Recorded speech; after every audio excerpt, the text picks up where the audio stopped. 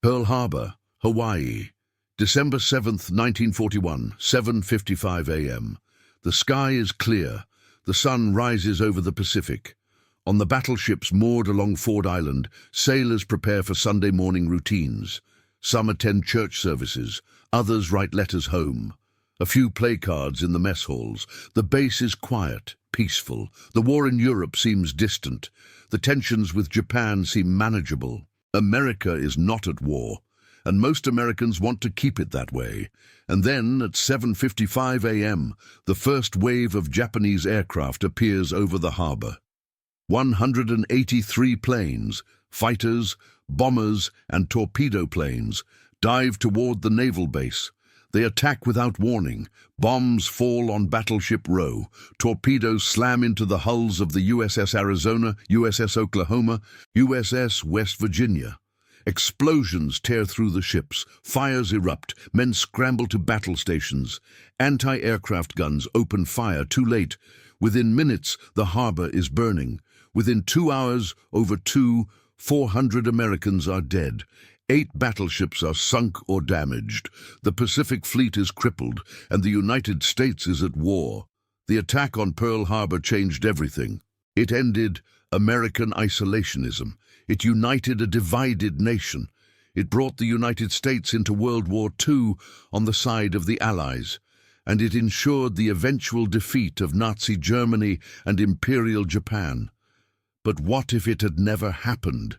What if Japan had chosen a different path in December 1941? What if the attack on Pearl Harbor had been cancelled, postponed, or redirected? What if Japan had decided not to attack the United States at all?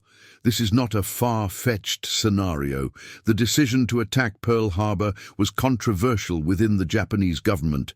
Many Japanese leaders opposed it. They knew that attacking the United States was a gamble, that Japan could not win a long war against American industrial power, that the only hope was a quick, decisive victory that would force the Americans to negotiate peace. The architect of the Pearl Harbor attack, Admiral Isoroku Yamamoto, understood this better than anyone. He warned the Japanese government, "I can run wild for 6 months, maybe a year. After that, I have no confidence." He believed the attack was necessary to buy time for Japan to consolidate its conquests in Southeast Asia. But he also believed that Japan could not defeat the United States in a prolonged war. So what if Japan had listened to the doubters? What if the attack had been called off? What if Japan had pursued its imperial ambitions in Asia without directly confronting the United States? Would the United States have stayed out of the war? Would Nazi Germany have won in Europe? Would Japan have conquered all of Asia? Would the world today be unrecognizably different? Let us imagine. Let us imagine a world where the skies over Pearl Harbor remained clear on December 7th, 1941. Where the battleships were never attacked, where 400 Americans were never killed, where the United States never declared war on Japan, and let us see what that world would have looked like. To understand how Japan could have avoided war with the United States, we must first understand why Japan chose war. By 1941, Japan had been at war with China for 4 years. The Second Sino-Japanese War, which began in 1937, had become a quagmire. Japan had expected a quick victory. Instead, the Chinese had retreated inland, established a new capital at Chongqing, and continued fighting. Japan controlled the coastal cities and major transportation routes, but it could not force a Chinese surrender. The war was draining Japan's resources, manpower, money, and most critically, oil. Japan was resource poor. It had little domestic oil production. It depended on imports, primarily from the United States and the Dutch East Indies. In 1940, Japan imported over 80% of its oil from the United States. But Japan's expansion into Southeast Asia alarmed the United States. When Japan occupied French Indochina in 1940, taking advantage of France's defeat by Germany, The United States responded with economic sanctions. In July 1941, after Japan occupied southern Indochina, President Franklin Roosevelt froze Japanese assets in the United States and imposed a total oil embargo. This was a catastrophic blow to Japan. Without oil, Japan's military could not function. Its navy, the fourth largest in the world, would be immobilized within months. Its air force would be grounded. Its army in China would run out of fuel. Japan faced a stark choice: back down and withdraw from China and Indochina, or seize the oil fields of the Dutch East Indies by force. Japan chose force. But seizing the Dutch East Indies meant war with the Netherlands, Britain, and almost certainly the United States. The Dutch and British colonial possessions in Southeast Asia were too valuable for the Americans to ignore. If Japan attacked them, the United States would likely intervene. So Japan's military planners developed a strategy: strike the United States first, cripple the Pacific Fleet, seize Southeast Asia quickly, and establish a defensive perimeter that the Americans could not break. By the time the United States rebuilt its fleet, Japan would control the oil, rubber, and resources of Southeast Asia. The Americans, facing a costly war across the Pacific, would negotiate peace and accept Japan's new empire. It was a desperate gamble, and it required one critical element: surprise. The attack on Pearl Harbor had to succeed. The Pacific Fleet had to be destroyed. If the attack failed, or if the Americans were warned in advance, the entire strategy would collapse. But what if Japan had never made that gamble? What if Japan had chosen a different path? Imagine that in November 1941, the Japanese government decides not to attack Pearl Harbor. There are several reasons they might make this decision. First, the warnings of Admiral Yamamoto and other senior officers. Yamamoto had studied in the United States. He understood American industrial capacity. He knew that Japan could not win a long war. He supported the Pearl Harbor attack only because he believed Japan had no other option. But what if he had been more persuasive? What if the Japanese government had listened to his warnings and concluded that attacking the United States was suicide? Second, diplomatic negotiations. In late 1941, the United States and Japan were engaged in negotiations to resolve their differences. The American position was clear: Japan must withdraw from China and Indochina. The Japanese position was equally clear: withdrawal was unacceptable. But imagine that the negotiations produced a compromise. Perhaps the United States agrees to a partial lifting of the oil embargo in exchange for a Japanese withdrawal from southern Indochina. Perhaps Japan agrees to freeze its expansion in exchange for access to oil. It is a fragile compromise, satisfying neither side fully, but it buys time. Third, a decision to focus on Southeast Asia without attacking American territory. Imagine that Japan decides to seize the Dutch East Indies and British Malaya, but to avoid attacking the Philippines, an American territory. Japan gambles that if it does not directly attack the United States, the Americans might stay neutral. After all, the American public is deeply divided over the war in Europe. Polls in 1941 show that a majority of Americans oppose entering the war. Would the United States go to war to defend British and Dutch colonies in Asia? Japan decides to take the risk. Let us explore this third scenario in detail, as it is the most plausible path to avoiding direct conflict with the United States. December 1941. Japan launches a coordinated offensive throughout Southeast Asia. Japanese forces invade Malaya, Singapore, the Dutch East Indies, and Thailand. They avoid the Philippines. They do not attack Pearl Harbor. They do not attack American territory. The British are caught by surprise. Within weeks, Japanese forces capture Hong Kong, drive into Malaya, and lay siege to Singapore, Britain's main naval base in Asia. The Dutch forces in the East Indies are overwhelmed. The oil fields of Sumatra, Borneo, and Java fall to Japan. Within 3 months, Japan controls the resources it needs, and the United States watches from the sidelines. President Roosevelt is outraged. He calls the Japanese invasion an act of aggression. He condemns Japan's violation of international law. He demands that Japan withdraw, but he does not declare war. He cannot. Japan has not attacked American territory. American citizens have not been killed. And the American public, exhausted by the Depression and fearful of another overseas war, is not ready to fight. Congress is divided. Interventionists led by Roosevelt argue that the United States must stop Japanese aggression. Isolationists argue that Britain's colonial problems are not America's responsibility. The debate is bitter. Roosevelt tries to build support for war. He gives speeches. He warns that if Japan is allowed to conquer Asia, it will eventually threaten the United States. But without a direct attack on American soil, he cannot rally the nation. In Britain, Churchill is desperate. He needs American help.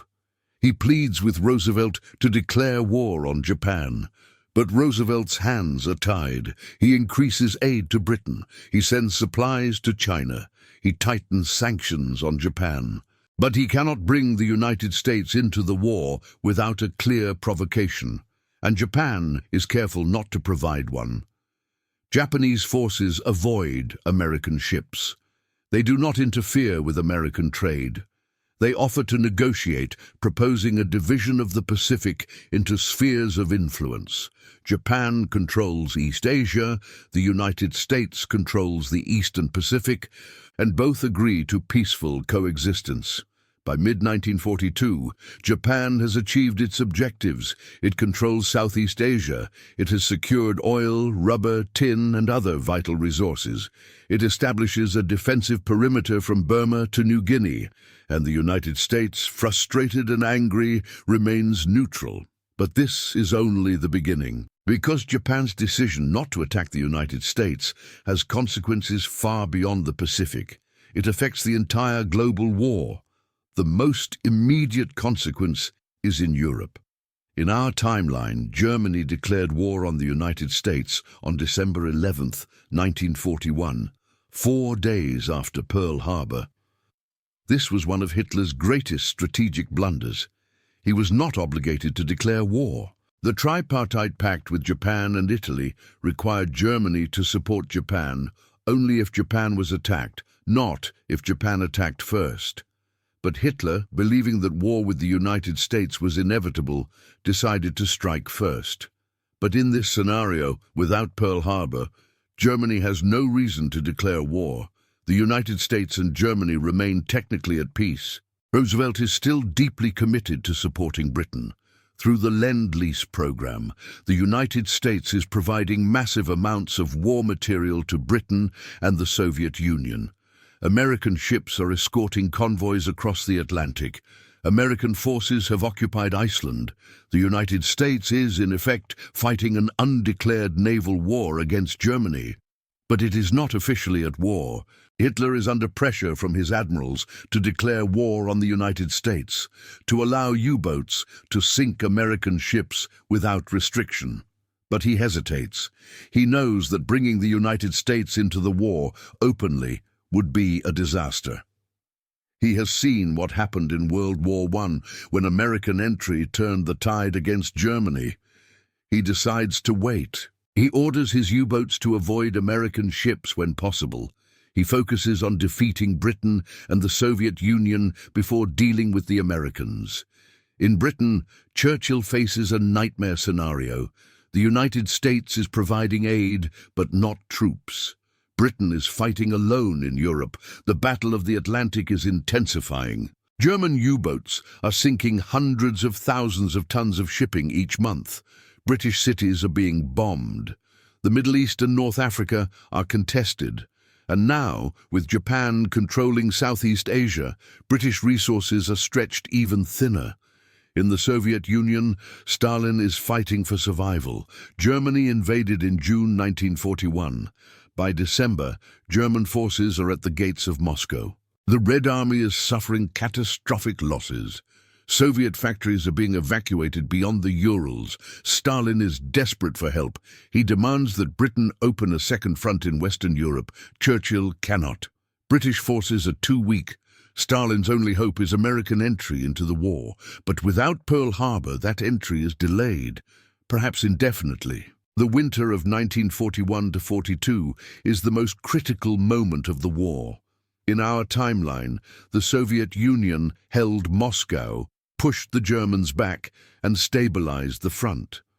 But Soviet success was aided by the knowledge that the United States had entered the war, that massive American resources would soon be flowing to the Allies, that Germany was now fighting a three-front war. In this scenario, that certainty is absent.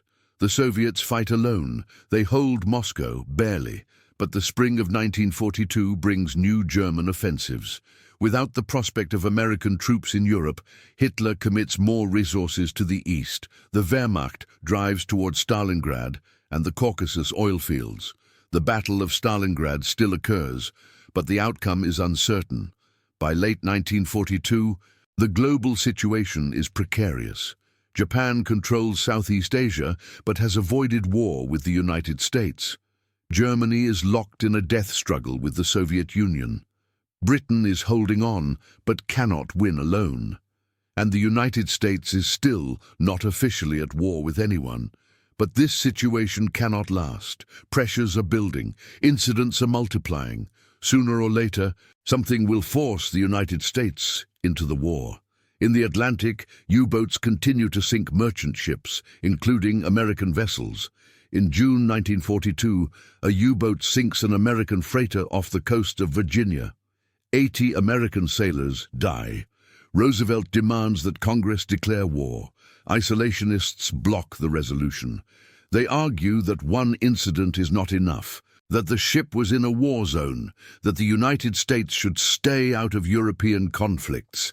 In the Pacific, tensions with Japan continue to rise.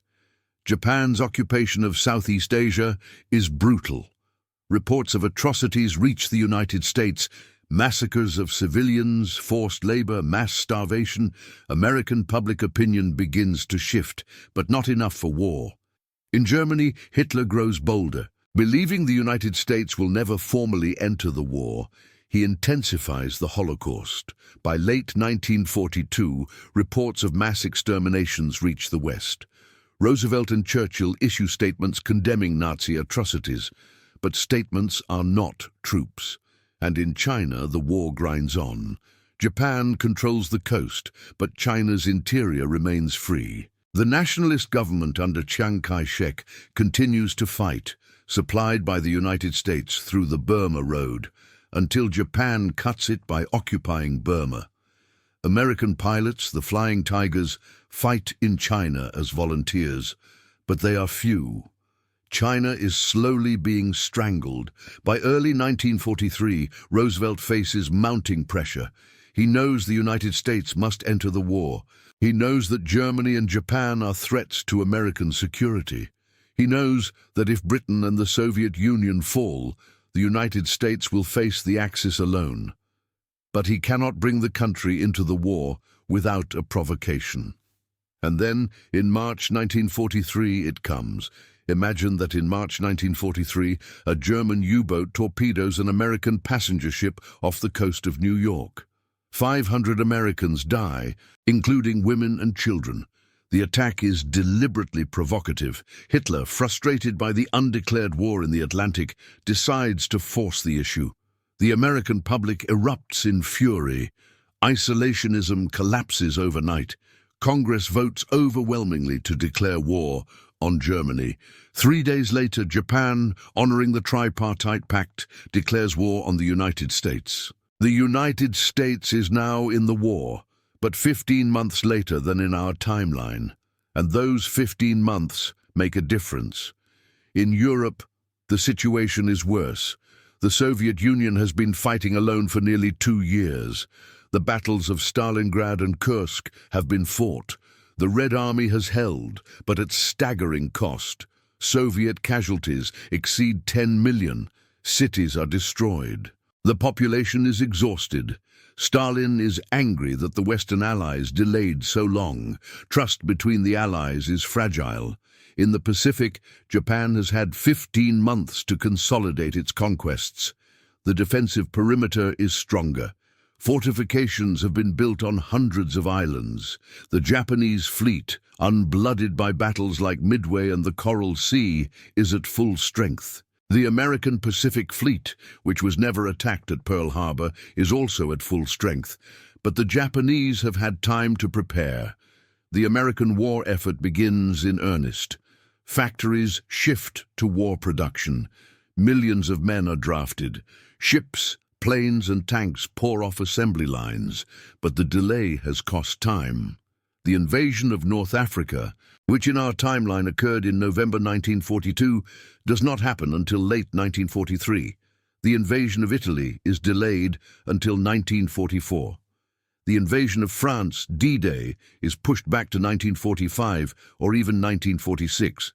And the longer the war lasts, the more people die. More Jews die in the Holocaust. More Soviet civilians die under German occupation. More Chinese die under Japanese occupation. More soldiers die on all sides. The atomic bomb, successfully tested in July 1945, might be used not against Japan but against Germany. If the European war is still raging in mid-1945, Truman might authorize its use on a German city to force surrender. Berlin, Hamburg, Munich. The first atomic bomb might fall on Europe. In the Pacific, the war follows a similar trajectory to our timeline, but on a delayed schedule. Island-hopping campaigns, battles at sea, the slow, bloody advance toward Japan. The atomic bombs are dropped on Hiroshima and Nagasaki in late 1945 or early 1946. Japan surrenders. The war ends, but the cost is higher, the timeline is longer, more people die, and the post-war world is shaped differently. But there is another possibility, a darker one. Imagine that the United States never enters the war at all. This scenario requires us to imagine that no provocation is severe enough to overcome American isolationism, that Roosevelt, despite his best efforts, cannot bring the country into the war, that the United States remains neutral through 1942, 1943, 1944, and beyond. In this scenario, Britain stands alone against Germany. The Battle of the Atlantic continues. British shipping is slowly strangled.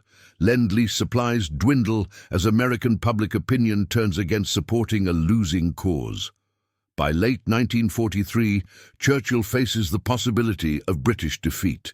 He might seek a negotiated peace with Germany.